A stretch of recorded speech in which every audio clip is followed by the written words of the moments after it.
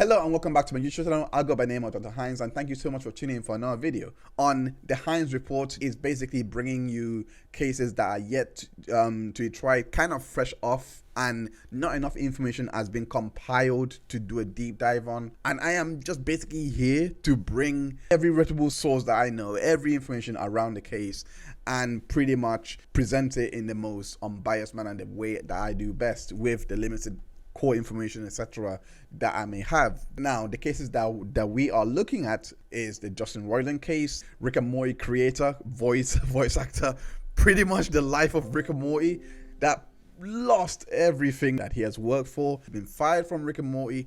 We are going to be looking at why the DA dismissed the case if it was credible. We're also looking at the Johnathan Majors case. Boy, it's been pretty much brand new news, and a conviction has already been rendered, and we'll be looking at the core of public opinion with that case. So that case and all these other cases we're going to be looking at. So without further ado, let's begin. Now on to the Roiland case. Now this case is a kind of a two-parter, because one, we have literally there were some alleged messages to minors that was sent, and we're going to look at that afterwards. But let's take a look back, because the one person that broke it was the one and only Kat Barge, the journalist that invented cancel culture. She basically wrote this article that basically said that Johnathan Roiland has been charged with felony domestic violence in the OC Orange County in California in connection with a 2020 incident, according to the criminal complaint filed in May 2020. Orange County District Attorney, he appeared in court Thursday for a pre-trial hearing. Roiland pleaded not guilty in 2020. In a statement, one of Roiland's attorneys wrote that his client is innocent and he expects the case will be dismissed. Profit. NBC News obtained a criminal complaint of the case, charges Roiland 42 with one felony count of domestic battery with corporal injury and one felony count of forced imprisonment by menace, violence, fraud, and or deceit. NBC News is the first to publicly report on the case. Well, first and the last. So according to The Guardian, he goes on to say felony domestic violence charges against Rick and Morty creator Johnathan Roiland has been dismissed 2 months after he was dropped from the show. Yes, he was dropped from the show. He was dropped from Rick and Morty, and they're gonna do season 7 without him. So that's gonna be interesting. I'm not gonna watch, but that's going to be very interesting, because I want to know. Come on, my guy. It's not gonna go anywhere. Kimberly Edds, a spokesman for Orange County District Attorney Office, confirmed the development in a statement on Wednesday, saying, "We dismissed the charges today as a result of having insufficient evidence to prove the case beyond reasonable doubt." Interesting. So it is not a lack of evidence, it's just not enough evidence that they believe that they will prove the case with beyond a reasonable doubt. If they could not have evidence to suggest this, especially with the charges that was brought up. Let's go back to the article by Kat Barge and co. That if they could not bring evidence to support domestic battery, corporal injury, and one felony count of forced imprisonment, I honestly don't see how strong the case even had, because to me it seems like, especially with battery, I mean, you mean you've been hit, like it happened. You must have some form of evidence to show this. But anyway, that wasn't shown. Let's continue. Johnathan Roiland goes on to say, "I have always known these claims were false, and I have never had any doubt this day would come. I'm thankful this case has been dismissed, but at the same time, I'm deeply shaken by the horrible lies that were reported about me during this process. Most of all, I'm disappointed that so many people were quick to judge without knowing the facts, and we all, that it may have succeeded, even partially, is shameful. However, now that the legal case has ended, I am determined to move forward and focus both on my creative projects and restoring my good name." It's going to be hard to do creative projects that It's been stripped from you. I don't know how he's gonna go back to Rick and Morty. I do wish the best for the guy. His career is over, if I'm being honest. Now let's go on to the text messages. Warning: you are looking at messages to a minor at 16 and also a 20-year-old. Just bringing you the messages. You make of it as you will. This is one of the message. This is the other.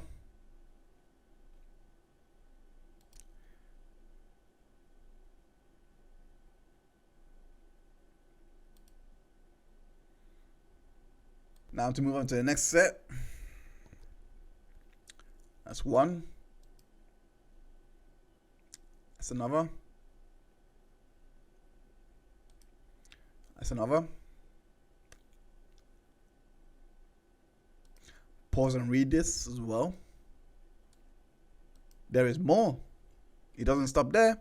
This is one of the person as well that knew Justin Roiland, and when this news broke, this is what she had to say. I'm not gonna read all of this, so basically pause and see for yourself.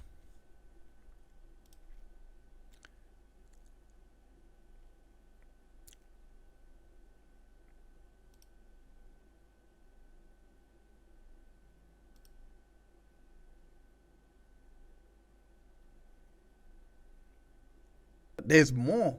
There is a lot more. There it is. Again, pause to read.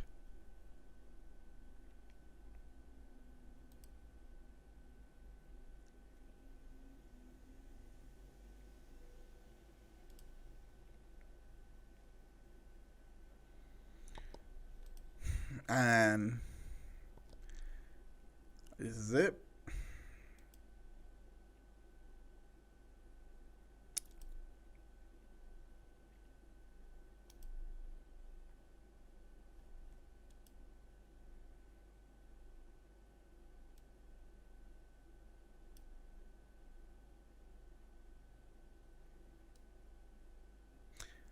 More people came forward. This is one of them. It goes by the name of Veronica. Please don't harass her. I know you guys aren't like that, but this is what she had to say.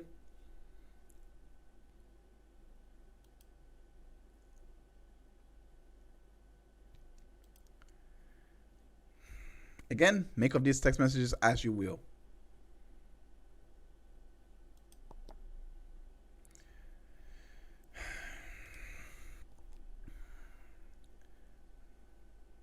This is one.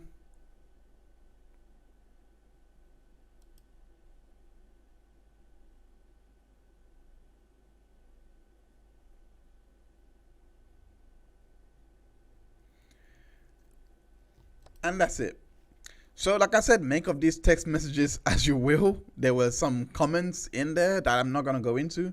But I just want to take this opportunity to say false accusations may be a thing, but they are also real allegations. And we always got to try and balance the two and wait for at least something concrete, because these allegations, you got to remember, you always got to put yourself in the situation where you are being accused of these things. If you know you've done these things, your reaction will be completely different to someone who doesn't know. To someone that knows that they're innocent of whatever they're being accused of. That is the segue that I need to move on to the next case, which is the Jonathan Majors case. So TMZ was the one that broke the news to the world, that literally blazed this all on fire. So let's go straight to the source. TMZ reported that Majors was arrested and he's done nothing wrong. The latest update is here. It says it just released Jonathan Majors without bail at his Saturday night arraignment in Manhattan Criminal Court. Prosecutors charged with the actor with misdemeanor assault, aggravated assault, attempted assault, and harassment. Majors is due back in court in May. That's if the charges are still sticking. So the story goes, basically, Jonathan Majors was arrested in New York, say this weekend, and according to police, he is being accused of putting his hands on a woman, but John's team is calling BS. Law enforcement source tells us actor was booked was booked Saturday morning on charges of strangulation, assault, and harassment. We are told cops responded to a call for service around 11 a.m. near the Chelsea neighborhood of Manhattan. We are told that the alleged victim, in this case female, relayed to the police that Majors had gotten into a dispute with her and proceeded to attack her. This is Majors, everybody. That's Majors.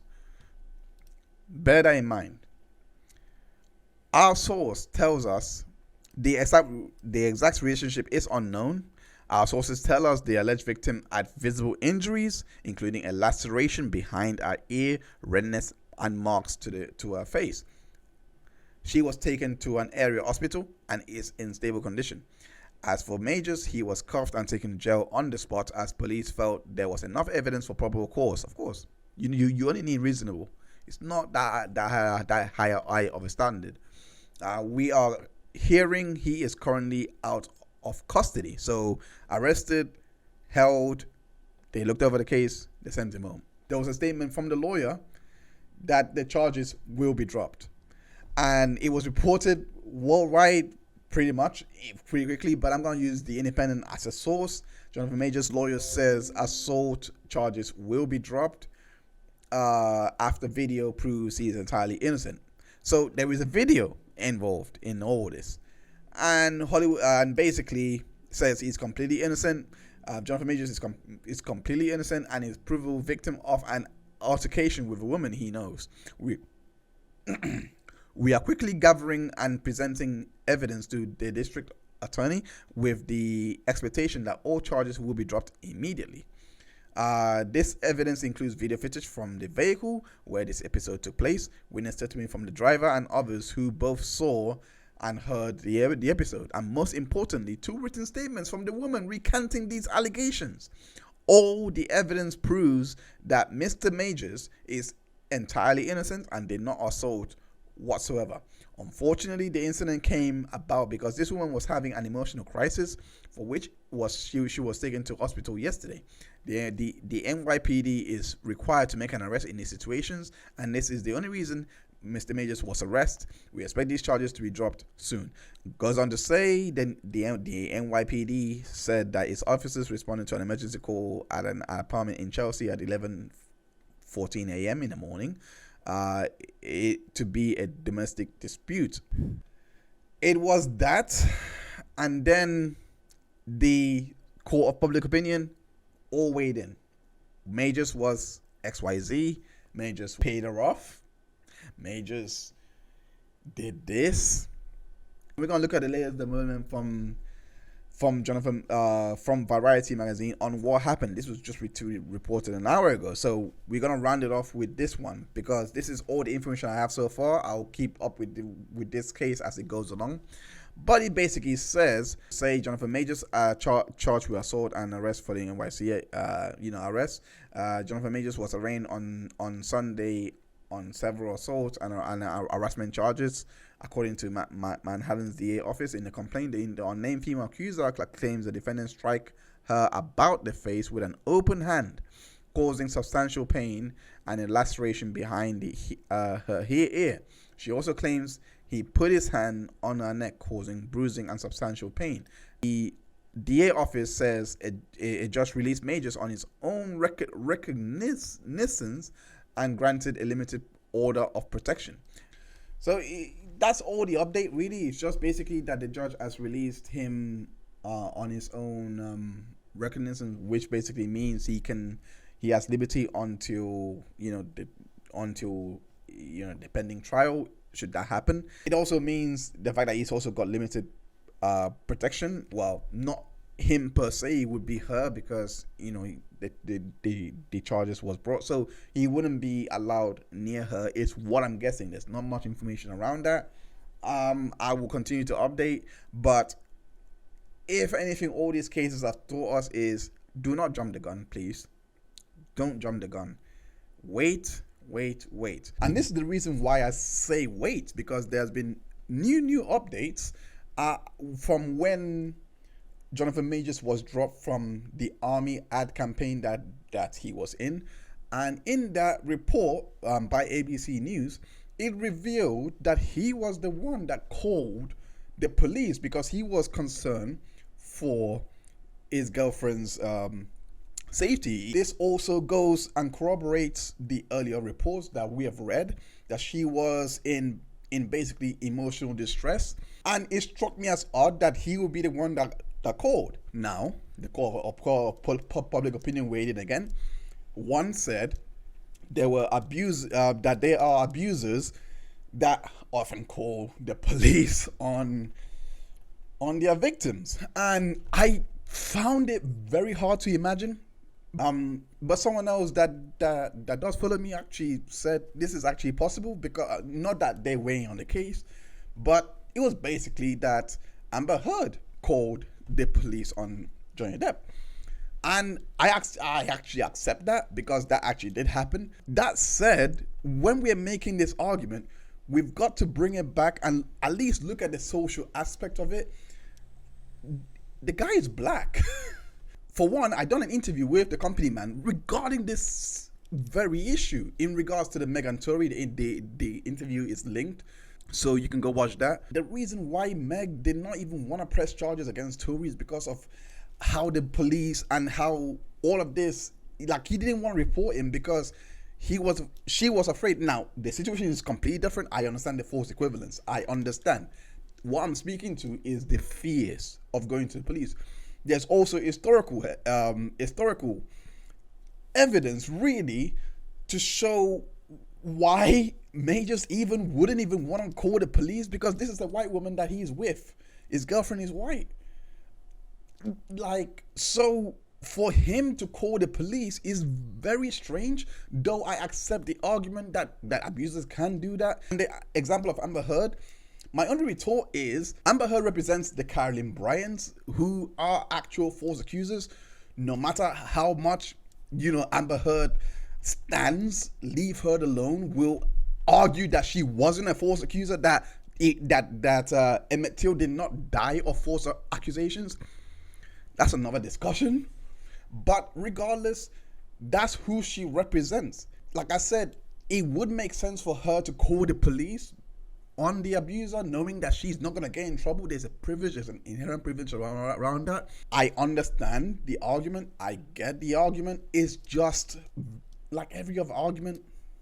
When you stack it up to the probabilities and bring everything into context, it just doesn't seem likely that he would call the police on himself. It just doesn't seem likely. That's where I stand on issue. That doesn't mean this is a false accusation. I'm just giving a bit of context to what I just read. I want to see what happens, and then I opine as more information goes on. It's why I'm saying wait. It is not that he paid her off. Come on. Please use your logic. Please. They have video and witness testimonies. It is not. I understand he has money, but come on, my guys. Come on. Think for a second. Why? If he paid her off, that is witness tampering, for crying out loud. Oh, it's really provable. Do you not see what happened to Tory Lanez? When he tried that, they tried bringing the charges. I covered that case extensively. They tried bringing the charges. The judge said no. The only reason why the judge didn't, entertain it was because they didn't bring it from the beginning. They brought it in the middle, and they were like, no, we're not considering this. It's too late. You can't just bring the charge now. But there was proof that he was doing this. That's what they have to do. They have to prove. So if you're saying he was paid off, please have proof. This is why the court of public opinion is the most unregulated, the most stupid. Everyone has a right to their opinion. I completely understand. Please let it be an educated one, because saying paid off, saying he done this, saying he done that, end of the day, there's a paper trail to all of this. This is in a matter of minutes. Can you please tell me how he could wire this money over without getting traced? If you're gonna go by, he's got, please. That's use your head. Use your common sense. I haven't even picked a side in this, by the way. This is just the facts that I have. I have no cause to pick a side in this. A lawyer said that they've got evidence that they're going to present. I'm waiting for them to present so that I can see what actually happened before I even say, oh, he did it, he didn't do it. But for you, I understand you want to say, oh, yeah, he done it, he's a guy, so it must be true, she can't be lying about this. Can you just wait? At the very least, just wait. It's not like you're not wrong. She probably isn't lying about it. You know, she recanted. It happens. I've heard so many arguments. Victims do that to protect the abusers. I don't know. It happens. But at least wait for the evidence. At least wait for the camera. At least wait for the video to flip and come in so that you can see for yourself.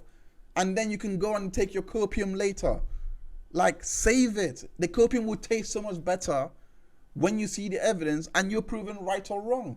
That's all we got time for today. Thank you so much for tuning in for the Heinz Report. And I'll see you on the next one where we will be bringing updates from different cases that I'm looking at. So I bid you good day. Thank you so much for tuning in, and take care. Have a good day. Bye-bye.